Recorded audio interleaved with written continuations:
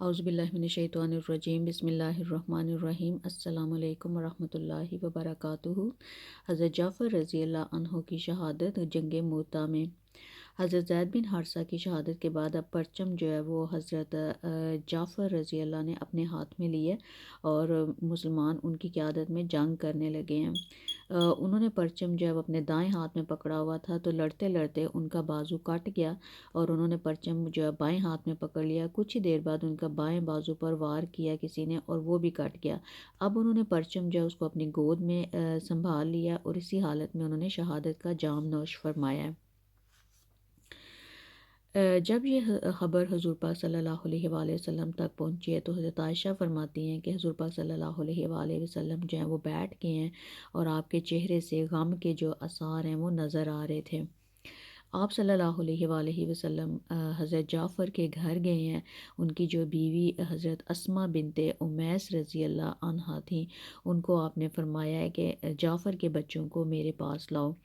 حضرت اسماء رضی اللہ عنہا بچوں کو لے کر آپ کے پاس آئی ہیں تو حضور پاک صلی اللہ علیہ وآلہ وسلم نے انہیں پیار کیا ہے، ساتھ لگایا اور ساتھ آپ روتے رہے ہیں اور یہاں تک کہ آپ کی جو داڑھی مبارک ہے وہ آنسوں سے تار ہو گئی تھی۔ حضرت اسماء رضی اللہ عنہ جو ہے وہ دیکھ رہی تھی حیرت سے، تو انہوں نے پوچھا یا رسول اللہ آپ کیوں رو رہے ہیں؟ کیا جعفر اور ان کے ساتھیوں کی کوئی خبر آئی ہے؟ تو حضور پاک صلی اللہ علیہ وآلہ وسلم نے فرمایا ہاں، وہ اور ان کے ساتھی آج شہید ہوئے ہیں۔ اب جو حضرت اسماء ہیں وہ کھڑی ہو گئی ہیں اور رونے لگی ہیں تو حضور پاک صلی اللہ علیہ وآلہ وسلم نے ارشاد فرمایا کہ اسماء نہ بین کرنا چاہیے اور نہ ہی رونا پیٹنا چاہیے۔ اس کے بعد آپ صلی اللہ علیہ وآلہ وسلم نے حضرت جعفر رضی اللہ عنہ کے بچوں کے بارے میں دعا فرمائی ہے۔ آپ نے فرمایا ہے کہ اے اللہ، جعفر بہترین ثواب کے حقدار ہو گئے ہیں تو ان کی اولاد کو ان کا بہترین جانشین بنا۔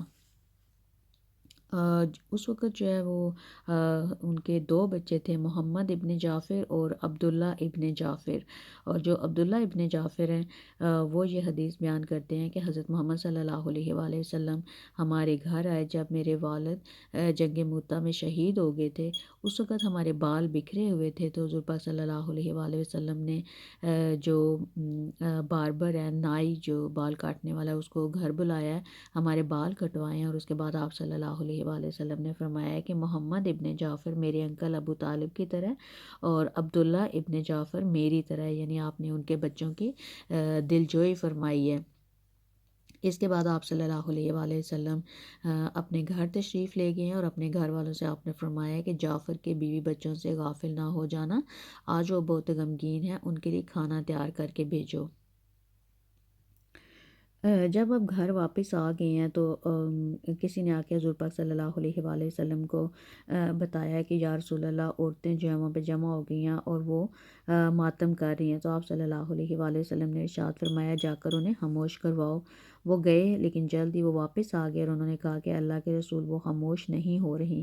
حضور پاک صلی اللہ علیہ وآلہ وسلم نے ارشاد فرمایا جاؤ انہیں خاموش کرنے کی کوشش کرو، اگر وہ نہ مانے تو ان کے منہ میں مٹی پھینکو۔ یہ حدیث جو ہے یہ صحیح بخاری میں ہے۔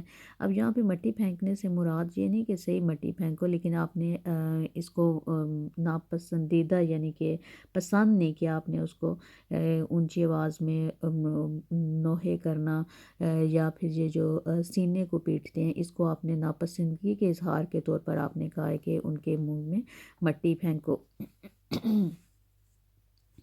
حضرت جعفر رضی اللہ عنہ کے بارے میں آپ صلی اللہ علیہ وآلہ وسلم نے ارشاد فرمایا کہ اللہ تعالیٰ نے جعفر کے دونوں بازوؤں کی جگہ دو پر لگا دی ہیں اور وہ ان کے ذریعے جنت میں اڑتے پھرتے ہیں۔ اس کے بعد تیسرے دن پھر جو ہے حضور پاک صلی اللہ علیہ وسلم دوبارہ ان کے گھر گئے ہیں اور آپ صلی اللہ علیہ وآلہ وسلم نے ارشاد فرمایا ہے کہ میرے بھائی کے اوپر آج کے بعد کوئی نہ روئے۔ حضرت عبداللہ بن عمر رضی اللہ عنہ کہتے ہیں کہ حضرت جعفر رضی اللہ عنہ کی لاش پر ان کے سینے اور مونڈوں کے درمیانی حصے میں 90 زخم آئے تھے، یہ تلوار اور نیزے کے تھے۔ حضرت جعفر رضی اللہ عنہ اس روز بھی روزے سے تھے۔ حضرت عبداللہ بن عمر رضی اللہ عنہ کہتے ہیں کہ میں حضرت جعفر کے پاس شام کے وقت پہنچا، وہ میدان جنگ میں زخموں سے چور پڑے تھے، میں نے انہیں پانی پیش کیا تو انہوں نے فرمایا میں روزے سے ہوں۔ حضرت ابن عمر رضی اللہ عنہ فرماتے ہیں کہ سورج غروب ہونے سے پہلے ہی وہ شہید ہو گئے تھے۔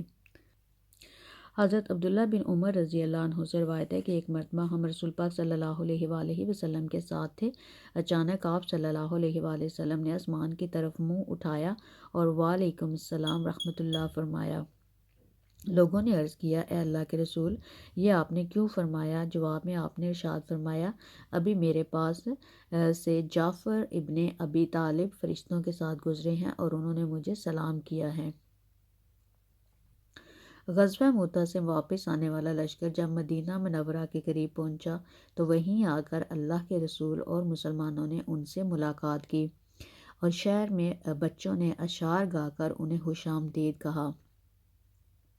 اب یہاں پہ سیرت کی کتابوں میں لکھا ہوا ہے کہ جو تالا البدر ہے وہ یہاں پہ بھی بچوں نے پڑھا تھا۔ تو اس وقت پھر آپ صلی اللہ علیہ وآلہ وسلم اپنی سواری پر تشریف لا رہے تھے۔ ان بچوں کو دیکھ کر آپ نے فرمایا، انہیں اٹھا کر سواریوں پر بٹھا لو اور جعفر کے بچوں کو میرے پیچھے بٹھا دو۔ چنانچہ ایسا ہی کیا گیا۔ اس طرح یہ لشکر مدینہ منورہ میں داخل ہوا۔ 3 لاکھ دشمنوں کے مقابلے میں صرف 3000 صحابہ کا مقابلہ کرنا اور ان کے بے شمار لوگوں کو قتل کر کے لشکر کا صحیح سلامت واپس مدینہ لوٹ کر آنا جو تھا وہ ایک بہت بڑی کامیابی تھی۔ اور سیرت کی کتابوں میں یہی لکھا ہے کہ اس میں زیادہ سے زیادہ 15 سے 20 صحابہ جو ہیں وہ شہید ہوئے تھے، اور جو حضرت خالد بن ولید ہیں اس وقت بالکل نو مسلم تھے، نئے نئے انہوں نے اسلام قبول کیا تھا، اور انہوں نے پھر یہی حکمت عملی اختیار کی کہ اتنے بڑے لشکر کا مقابلہ کرنا جب ہمارے بس میں نہیں ہے تو انہوں نے صحابہ کو پھر وہ واپس بچا کے تو لے آئے۔ لیکن یہ بھی ایک بہت بڑی کامیابی تھی اس وقت کی، اور جس میں جو ہے پھر بہت زیادہ خوشی محسوس کی گئی۔ اس جنگ میں جو ہے وہ زید بن حارثہ جو ہیں وہ بھی شہید ہوئے تھے، اور اسامہ بن زید جو ان کے بیٹے تھے، جب حضور پاک صلی اللہ علیہ وسلم ان کو دیکھتے تو آپ کی آنکھوں سے آنسو جاری ہو جاتے۔ اس وقت جو اسامہ بن زید ہیں، جس وقت زید بن حارثہ شہید ہوئے ہیں، وہ ینگ بچے تھے، یعنی 13 14 میں 15 سال کے تھے۔ تو اس طرح جو ہے جنگ موتا میں جو صحابہ ہیں، جو زید بن حارثہ، حضرت جعفر اور رضی اللہ عنہ اور جو عبداللہ بن رواح ہیں، وہ ایک ساتھ جو ہیں وہ شہید ہوئے تھے، اور اس کے علاوہ جو ہے زیادہ صحابہ کا نقصان نہیں ہوا تھا۔ زیادہ سے زیادہ 15 یا 20 صحابہ جو ہیں وہ اس میں شہید ہوئے تھے جنگ موتا میں۔